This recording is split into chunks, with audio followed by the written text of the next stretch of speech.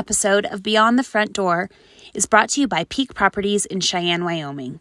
With over 75 years of combined experience in real estate, it's our goal to help clients buy and sell and save by providing the information you want and the professional services you expect. Let us help you with your residential, commercial, HUD, income-producing properties, as well as vacant land and rental needs. To learn more, visit www.sellcheyenne.com. Okay, well, welcome. You're listening to Beyond the Front Door podcast, and I'm Lindy, and this is Rhea. We work at Peak Properties. We're realtors here in Cheyenne, and we bring you stories that inspire you, make you laugh, cry, cringe, inform you. Or all of the above. Yeah. Welcome. We put the real in real estate. Oh, yes. I'm like, I forgot the tagline. Whoops.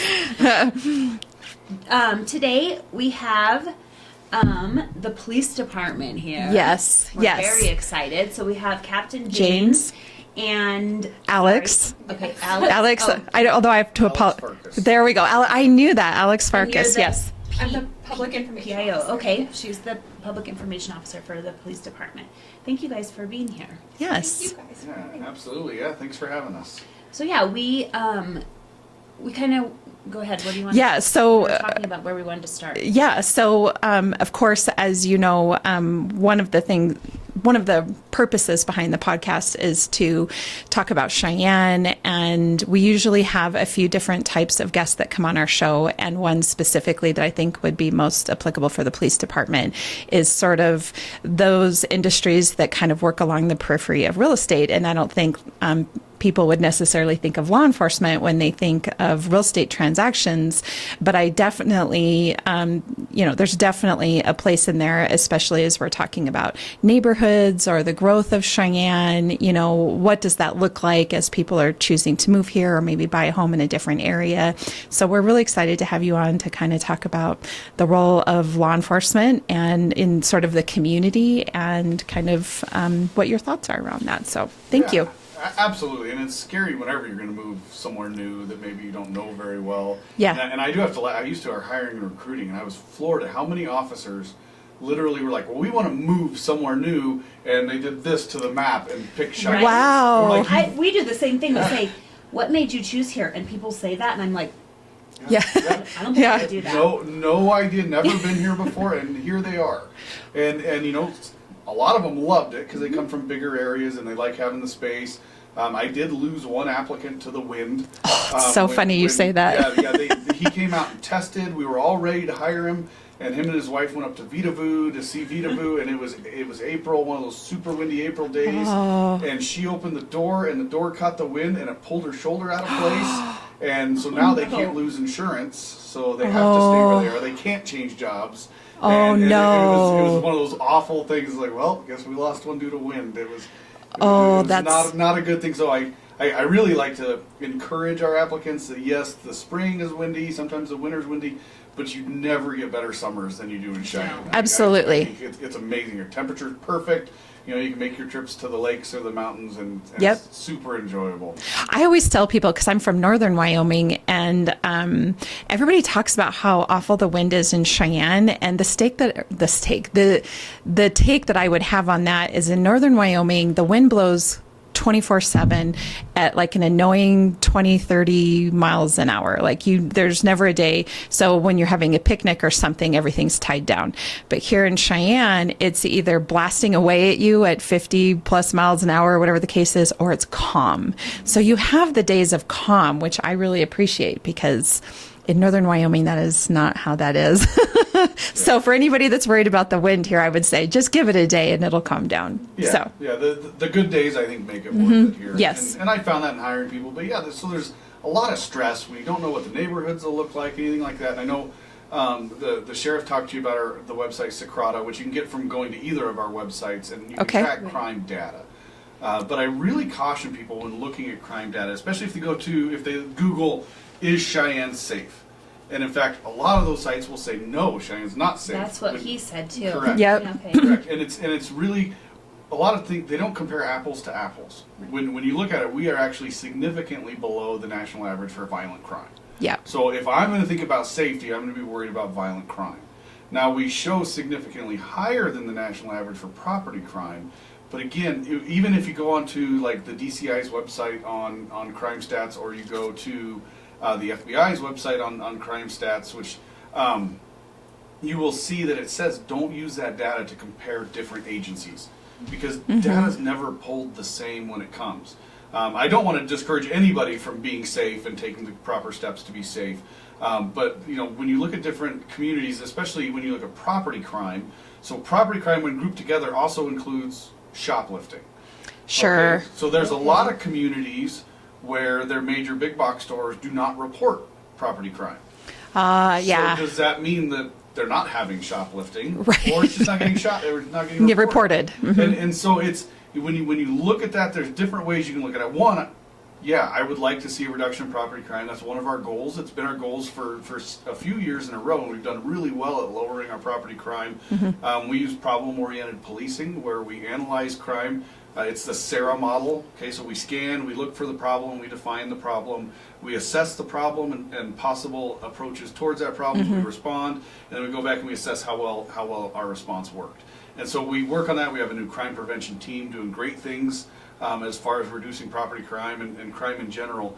But again, when you're looking at those stats, you need to make sure you're comparing apples to apples, and you really can't with any of the national stat things. So it's really hard to compare one community from another. We have an officer who works for us who worked for another community in Wyoming and said no, they didn't have shopliftings because Walmart did not report shopliftings in their town.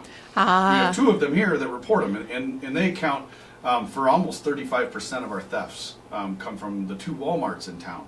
Yep. And it just happens. It's a big box store. It's hard to stop that sort of thing. They do a good job catching them, and so that's part of it too. So if you see the higher property crime rate, that may mean that they're doing a better job catching them. Yes, of enforcing. Yep. Yeah, most stores do not report it unless they catch them. Right. If they don't catch them, they don't report it, because it doesn't do a whole lot of good to report it if you don't know who the person is and those sort of things. So it is really hard to compare those sort of things. But we did see a huge uptick with COVID in the year following COVID. Stolen cars were actually insane in 2021 in Cheyenne. I'd never seen anything like it. We had over 400 that year, so more than one a day. And we've since knocked that down nearly in half. So it's been reduced drastically, and there's a lot of different factors when it comes to that. But one of the things during that time is a lot of property crime didn't get prosecuted. So we had people committing those crimes and not going to jail. So there was some incentive for committing the crime. Absolutely. Well, when you look at theory and the basis of crime, three things need to exist for crime to exist. You have to have a victim, a location, and a motivated offender. And that's why, especially with a lot of the property crime or drug-related crime, it's great to have really good things to help rehabilitate people in jail. But if they're not on the street, they're not committing crime. Right. And so it's really important to have them not on the street. And I'm really optimistic about the things that Sheriff Kozak's doing in the jail as far as all their extra programs and everything else, because that's where it needs to be. Some rehabilitation and support. Absolutely. Yeah, get them in jail where they're forced to be sober, and now you can work on them in jail and help get them rehabilitated and going in the right direction. But it just really killed our property crime during that time when no one was thrown in jail for property crime. And if they're still out on the street, you still have a motivated offender. Well, and the other thing that I tell clients is that I don't think there's a neighborhood that goes untouched.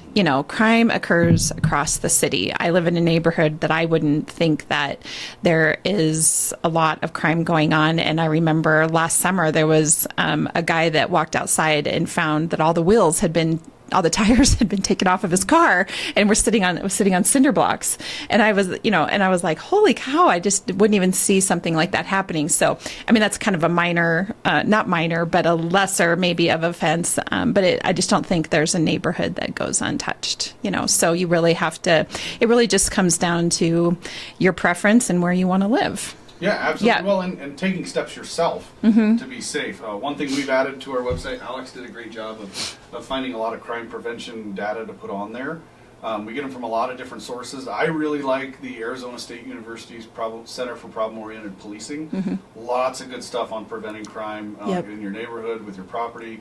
But again, if you just remember those three factors that have to be there. So you think about how to give they call it a guardian. If there's a guardian there, so is it surveillance cameras? Is it not parking on the street? Most people will not mess with vehicles if they're parked on a driveway rather than on the street. It was on the street. Yep, Yes. yep.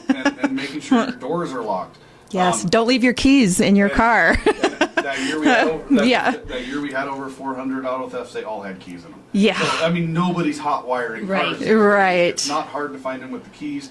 And this time of year when it's freezing cold in the morning, we do have groups that come to town and drive around and looks for cars that are running, and they jump in them and take off in them. and so it's really easy to prevent. Yeah. And it's hard to convince people to do that. And it's frustrating because you shouldn't have to. We live in Cheyenne. We should be able to leave our doors unlocked and everything else. And yep, we can live that way, but still take the steps necessary to stay safe. Yeah. With it, the way we have it. So so crime trends around this, every neighborhood is different. The biggest thing, I'm a big proponent of neighbors being neighborly. And Yes. So I guess if I was looking for a new house, one of the biggest things I would do is actually maybe knock on the neighbors' doors and talk to the neighbors a little bit and meet some people and see what they're going to be like. Because I find neighborhood safety is so important with how all the neighbors take care of each other. We talked about that a little bit in one of the other podcasts because I think that... I had to turn up the volume on the mics. Okay. Sorry. I think that this newer... I hate to sound like an old person, but I do think the newer generation maybe doesn't immediately see the value in connecting with their neighbors. And we talked about this in one of the previous, with one of the previous guests, I can't remember which, but essentially that one of the things my husband and I have done is try to knock on the doors of our neighbors, invite them over, for a beer or to barbecue or whatever the case is, just to kind of get to know everybody around. And I know that some of the younger couples that I knock on their door, they're looking at me like, why are you at my door? Yeah. And I'm just like, I'm not here to sell you anything. I'm just here to say, hey, we're your neighbor. And if you need anything, give us a call and, come on over this weekend and have a hot dog. That's really kind of, I think it's important for everybody to do. And I will say that I think that's one of the benefits of blizzards is we all get outside and start shoveling our driveways and maybe shoveling neighbors. our neighbor's driveway. Yeah. Yep. Absolutely. Like, I'm very fortunate. I live in a cul-de-sac. And my neighbors are fantastic. Every time I go outside, we end up chatting about something. And yes. My wife gives me a hard time because I'll disappear outside for a long time. No stranger, I'll bet. Exactly. And I mean, one time she got super scared because I go out and I blow everybody's snow in my cul-de-sac and I move to the next one. And one of the neighbors flagged me down and we went inside and had coffee and whatnot. And it was one of those -13, -14 days. And she's freaking out. She sees the snowblower sitting out on the sidewalk. Oh, no. And she's like, where did you go? But yeah, those things happen. But I also know that if something strange is happening at my house, they're going to be trying to call me. They're going to be trying to call the police. They're going to be trying to help just as I will with them. I have 2 dogs, and my golden retriever has to get groomed. Took him to go get groomed. My chocolate lab goes berserk, and he gets so lonely. And I remember the neighbor calling me one day going, is everything okay with your dog? he's flipping out. And I go, oh, the other dog's getting groomed, So it's what a great way to handle those things, as neighbors and build that sense of community. So those, if I'm looking for a house, that's probably the biggest thing I'm looking for, because that will really prevent a lot of those things. People are watching. If they see some weirdo under your car, they're going to call the police, and and we can deal with those sort of things and get on it early. So kind of in line with that then, well, first of all, I guess my question for both of you would be, how long have you lived in Cheyenne? Oh, I'm actually a native of Cheyenne. You are a native. Awesome. I grew up here. I love this community. I went to school at the University of Wyoming in Laramie and found myself falling back here. All my family's here, and I can't seem to get away. I know we all think we're going to leave, but we don't, because we travel away and realize we want to stay here, huh? Yeah, I love it. How about you? Yeah, well, I was born and raised in Torrington. Oh, okay. My dad was a cop there for 41 years, and he was chief for 30. Okay. There in Torrington, and then I went to my undergrad in South Dakota at Black Hills State University. I love Black Hills. Yep. I really enjoyed my time there. I worked as a reserve officer for the police department there as I was working on, that was my internship, and then I stayed on and got hired here in 2003. So I've been here since 2003. So, okay, so then my question would be, how have you seen Cheyenne change then over the last 20 years? Oh yeah, it's so funny because I live now. My house is in the Point, and I remember when I first started, and that was just an open field, and there was nothing there. Yeah. And I remember I worked the north area for a little while, and I remember patrolling up there when they were just starting to build the houses and how it changed. So it's crazy to me how Cheyenne has absolutely boomed and how the city's just expanding so drastically, and it's made a huge difference. I've seen the number of officers increase a lot. Yep. And right now we have a huge initiative on hiring officers because we're looking at the city expanding even more. The mayor has been super supportive, and the council has been super supportive with us. Actually, this morning we just gave a final offer out, so we're up to 110. We're approved 113 officers.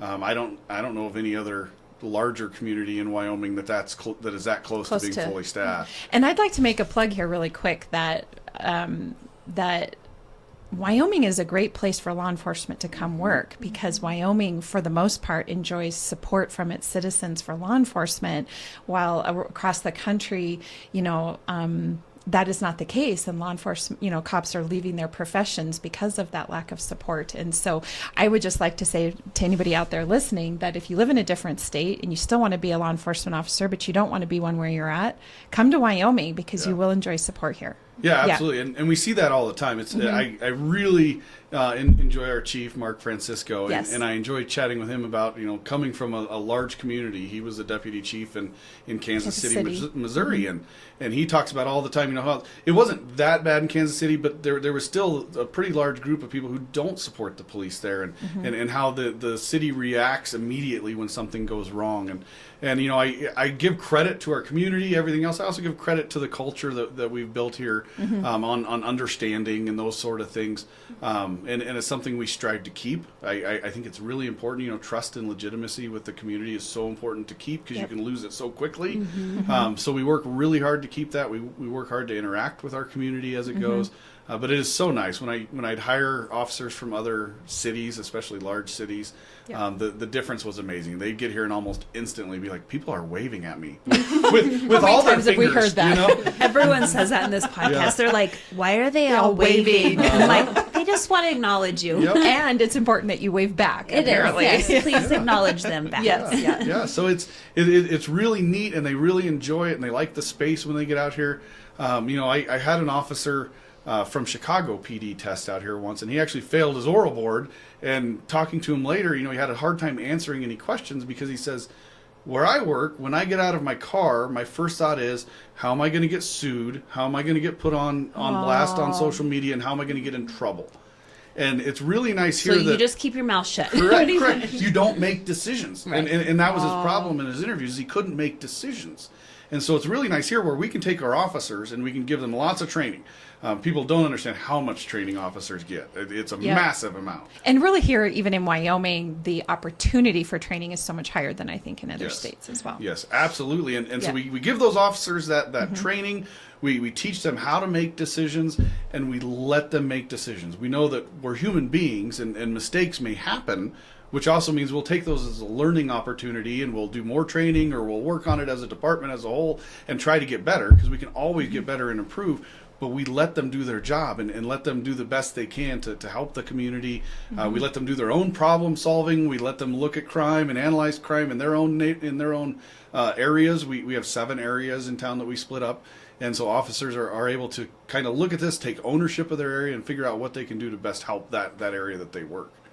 Yeah, that is... I like that. And then the community can also maybe see a familiar face with an officer that's in the same area. And I think with those other states or those communities where officers are coming from, where they come under such scrutiny from the public and come under attack really from the public, that it kind of puts the community as a whole at more risk. If your officer is paralyzed because they can't make decisions or they're afraid of what's going to happen next, then then people are not going to be held accountable for their decisions as much. Absolutely. Well, and you're less likely to solve crime. Yeah. I mean, in my 20 years here, we have 1 unsolved homicide. You talk to the chief in Kansas City, and you're talking 50-60% of them are unsolved homicides because they don't trust the police. So witnesses and victims and other people, they don't want to talk to the police. So they're going to say, and we recently ran into this with a major crime not too long ago, where we had a group of youth that wanted to be like that, and every time an officer would talk to him, it'd be like, well, I'm not going to do your job. Well, it didn't take long before we got the story and we figured it out. We eventually did, but you don't get that in those bigger communities or areas where you don't have that trust. People won't talk to you, so you're going to be a lot less likely to solve those crimes, because police cannot solve crimes without help from the community that they work in. And I think that's a misnomer with some of the youth that they watch the crime shows on TV and everything else, and they think, well, the cops can do it on their own. Well, absolutely not. No. Absolutely not. I don't know how many times I've seen on Facebook where the people who always have something negative to say, but you guys post something about help us catch this shoplifter or whatever, and they're like, well, if you could do it yourself. Like, no, it takes everybody. Absolutely. And you can solve it a lot quicker if everyone looks at the person and maybe someone recognizes them. Yeah, and justice can be had. Absolutely. Yeah, absolutely. I mean, go back to the 1860s with Sir Robert Peel. When he said the public are the police and the police are the public. There's a reason for that. We have to work together to solve crime, to prevent crime, to work on it, and it's something that we can always improve on. Cheyenne's just that weird size. Growing up watching my dad police in a 5,000 person town, it was, you talk about community engagement. We never left our house without someone stopping and talking to him, or our doorbell rang constantly because he made sure to put his address out there so people could come to the house and talk to him if they wanted to. Wow. Our phone rang off the hook constantly because people wanted to talk to him about this or that or all these other problems. So that's the type of community engagement that I'm used to. But we're getting to that size where it's kind of like, okay, we got to distance a little bit because otherwise we can't do our job as it goes. And so it's a really weird size department where we have this great opportunity to feel like a small town, to stay engaged and to make those relationships and everything else, but we still have a good amount of crime compared to those itty bitty towns that just don't have it. In the population, you talk about the size of the department, and we're always kind of operating within the population of Cheyenne. And I joke all the time because the rest of Wyoming sees Cheyenne as the big city. And, it's not the big city compared to Denver or LA or Minneapolis or Houston or whatever the case is. But it is big for Wyoming. But I think there's a real sweet spot happening here when you've got roughly 65,000 people in city limits and 100,000 in the county. It's this perfect blend of being rural enough, but also there's things to do, which is what everybody wants. Everybody wants things to do. And then we have access of things to do, whether it's going to Laramie or down into Colorado, but we all get to retreat back to Wyoming. And it's one of my favorite things about Cheyenne is really kind of the size of the city. So absolutely, me too. I have 3 teenage girls who love volleyball. They all play club volleyball. So this weekend we'll go to Colorado for all 3 days in the weekend. This time of year we're right in the middle of it, and we're in Denver pretty much every Sunday playing volleyball. Sports, but we have an access. We have access. Each girl in their grade, they have over 100 teams in their divisions. Wow. Growing up in Torrington, that's not there was no club sports, right, and you just didn't have access to that amount of competition to continue to grow and learn and work on those sort of things. So it is really neat to be so close. But I tell you, every time I leave Denver area, I'm so happy to be coming back. Yes. Yeah, as soon as I hit Wellington going north, I'm like, thank here goodness. we are. Even though I feel like somebody figured out where the wind started and stopped, and then drew the line for Wyoming. This is it right here. So this is where the border's going to be. Yep. Yeah, I am so thankful, and that's, even crime runs out. We see it with crime. We'll see a lot of the stolen cars we end up down in that area, and we get people coming up and take them down there. So that's, again, we're that weird size where we got enough around us that we attract some of that for crime. And being on 2 interstates, it's been really kind of crazy lately because over the last couple of years we've had a few organized crime groups come through town.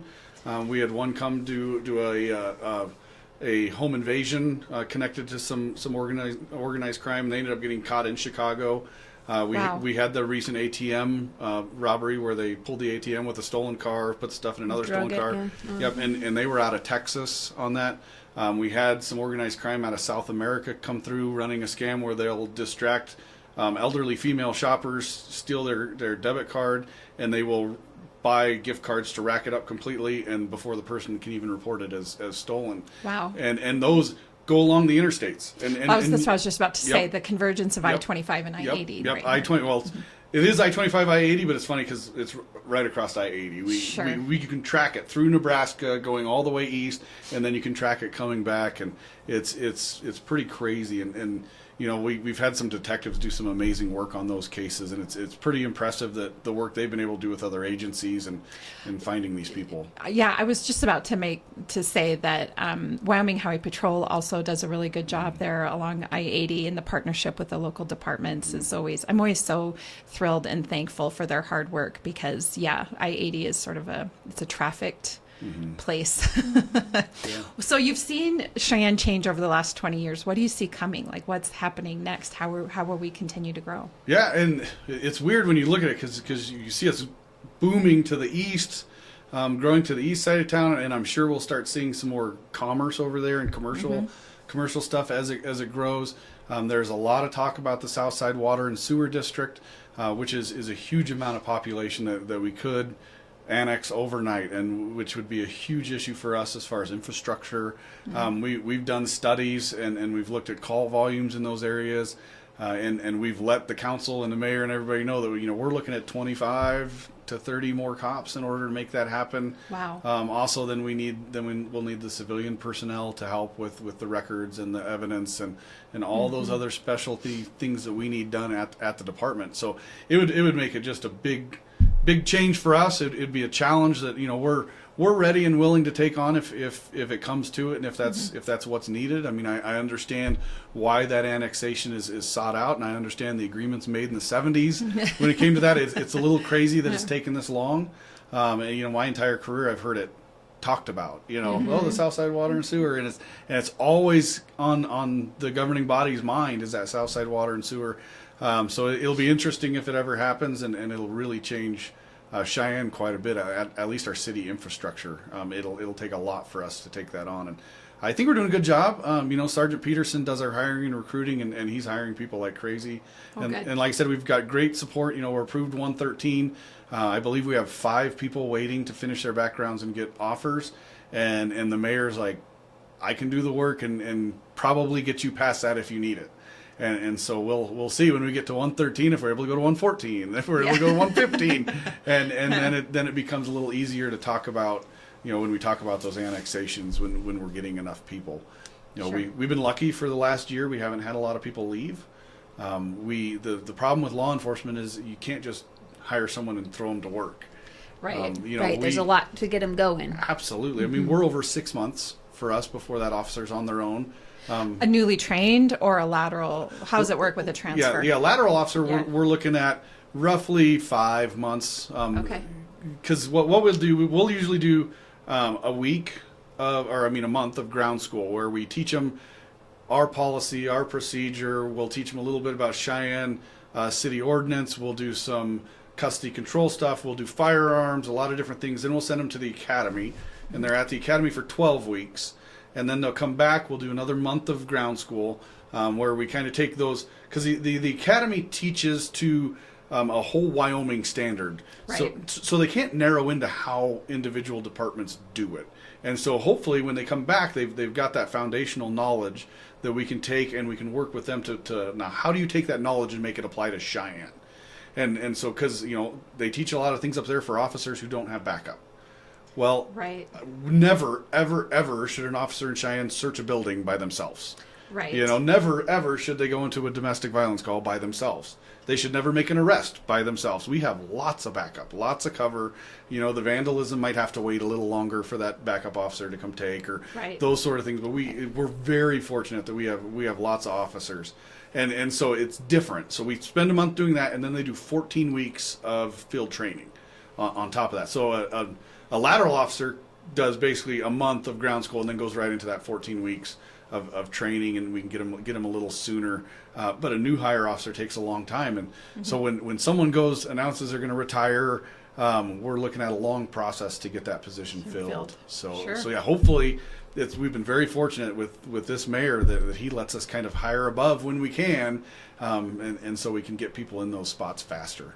That's awesome. That's awesome. Well, I guess, Alex, this would maybe be a question for you. So what is the how's the best way to say this? What's the community's response? Like, what types of interactions are you having with the community as it relates to law enforcement? And what are some of the issues that they're facing as they're communicating with you? And how are you all able to solve that? Right. So I communicate with the community a lot through events that the police department is hosting. We host a Citizens Police Academy twice each year, every year. And so we invite members of our community into the department to see behind the scenes. I love that program, by the way. It's so awesome. Fun. It's a 5-week program. Did you do it? I did it in Gillette. I did not do it here, but Yes, all of our police officers, they specialize in different areas within the department, and they're actually teaching our citizens a little bit about what they do every single day. So through that program, we're actually allowed to gather a lot of feedback about what our citizens are thinking and feeling. And then our neighborhood night out program in the summer is also a really great way for us to interact with our community. That's a great idea. Going back to what you were talking about building connections with your neighborhood, that program is designed to get neighbors talking to each other and get them talking with law enforcement. Community members host block parties, and really it's a fun celebration in the summertime all throughout the city of Cheyenne. And so I think that people are always willing to help our officers. I see interactions with community members a lot through social media too. Whenever we are asking for help, they're providing feedback, and really they just want to be involved. I think is the biggest thing. You're right. And so we're always constantly trying to reach out to our community members and encourage that line of communication. Wonderful. And I guess I've seen those community block parties, and they seem like a lot of fun. Just in having worked along the periphery of marketing over the last 10 years, I understand how hard it is to get the word out. That really is one of the biggest challenges, right? And getting people to participate. And I would say, as it relates to real estate and people choosing their neighborhood and the community that they're living in, to be intentional about that, to attend that neighborhood block party so you do get to know your neighbors. That's a really great point. So, and then of course, I think attending the Citizens Police Academy, I think everybody should do that. It's a lot of fun. Kind of understand what they are about, and especially if you do have some reservations, if you've had a bad interaction with an officer or whatever the case is, to take the time to go to the police department and get to know the officers and maybe go through that academy is a great way to sort of overcome that. So I don't think people realize how open we are to providing feedback and to talking with our community, and anytime anyone's invited to come and speak with us. So we like to keep that door open. Of course, I think that's a great thing. So, well, we have 2 questions that we like to ask all of our guests as we're wrapping up, and mine is, what is your favorite thing about Cheyenne? I think that my favorite thing about Cheyenne really is the people. It's kind of like a cliche response, but it's so true. People are very kind here. It's a very welcoming community. Also, as just a younger person in this community, I think that there's a lot of opportunity. If you want to do something, you're able to do it, just because of the size of this community and how open people are to new ideas. And so I think that the future of Cheyenne is exciting, and I think that's my That's a good piece. point. Yes. Well, and I always say in Wyoming, we're only one step removed from anybody. Yes. So if there is something you're trying to accomplish, most likely somebody around you can help get you there. Absolutely. Yeah, mine's very much the community. I like the fact that we can depend on each other in Cheyenne, way better than anywhere else I've ever seen. She talks about citizens wanting to help, and it is really funny to watch lateral officers' faces, or even the chief's face when he's in there, because I'm on the one of my jobs is I chair our force review board, which has a couple experts on it, has an officer that's voted in by their peers, our force specialist, and then a civilian member on it. And it happens very regularly that our officers are forced, because the actions of the person they're trying to arrest, to put them on the ground and to handcuff them. And it's amazing how often, even in the pitch dark in the middle of the night, you'll hear a car stop in the background. You'll hear, "Hey, are you okay? Do you need help?" And our officer's like, "We got it. We're good." You just don't see that anywhere else. And it absolutely, our lateral officers come in and say, they're floored by it. They're like, "What do you mean? What are you trying to do to me?" And so no, the community here is amazing. And with my 3 girls, I couldn't ask for better sets of schools, and for the better better peer groups that they have there, and teachers, and they're just so lucky. And then of course my 16-year-old, looking at college coming up soon, and what Wyoming has to offer with Hathaway scholarships and everything else. It's pretty amazing the opportunities you have in Wyoming. Yep, I completely agree. I agree. My question it doesn't really pertain to anything we've been talking about, But it does pertain to real estate. but so. I've asked it to everyone, so you get to answer. If you could purchase property anywhere in the world, where would it be and why? That's And tough. money's not an option. I mean, money's not a factor. Yeah, a factor. Anywhere Where in would the you? world. Where would you go? Anywhere in the world. I know. Somewhere with mountains. I need mountains wherever I go. Yes, I would completely agree. Yes. And we really like to travel, and so for me, it really doesn't matter. You don't want to like one place. Yeah. I love the community, so it's really nice to have a place here. And I talk all the time about someday when I retire, maybe snowbirding and going somewhere warm during the winter where the wind doesn't blow, and come back here during the summer because it's fantastic, and those sort of things. And I don't think I can ever convince, as much as my wife tries to humor me, convince her to leave. She was born and raised in Burns. Her whole family lives here. She's got connections for generations here. That's how I am. I'm like, I will move if everyone comes with me. Yep. If we just pick up my Cheyenne and move it with You're us. right. Yeah. Yep. So the possibility of moving would never happen. But yeah, if I had unlimited funds, there would be several different places. Yeah. There would be beach places, there would be mountain places, there would be all those things, because we love to travel and see other things, and it's nice to have Cheyenne as that kind of central location to come back to. It's only an hour and a half drive to DIA, which I'm plenty okay with. So your guys' answers are not uncommon with what we've heard, and the conclusion I'm coming to is that when you live in Wyoming, you choose to live in Wyoming. Yeah. And so just about everybody that we have asked that question of, it's here, and it's within the mountains or the environment that this provides. But there's still the case to be made for Airbnbs, and you don't necessarily need to buy a house in Miami, Florida, but you can Airbnb there, and you can travel all around and see all the different things. So yeah, that's been a very common theme for us. So anyway, thank you so much for Thank you coming for on today. And for all of our listeners, Lindy and I are realtors here at Peak Properties. So of course, if you're looking to buy or sell, please feel free to get a hold of us on our website at www.sellcheyenne.com, as well as all of our social media accounts. And of course, Beyond the Front Door is on Spotify, iHeartRadio, Apple Podcasts, YouTube, and on social media. So come find us. Yes, thank you. Yep. Great. Thank you. This episode of Beyond the Front Door is brought to you by Peak Properties in Cheyenne, Wyoming. With over 75 years of combined experience in real estate, it's our goal to help clients buy and sell and save by providing the information you want and the professional services you expect. Let us help you with your residential, commercial, HUD, income-producing properties, as well as vacant land and rental needs. To learn more, visit www.sellcheyenne.com.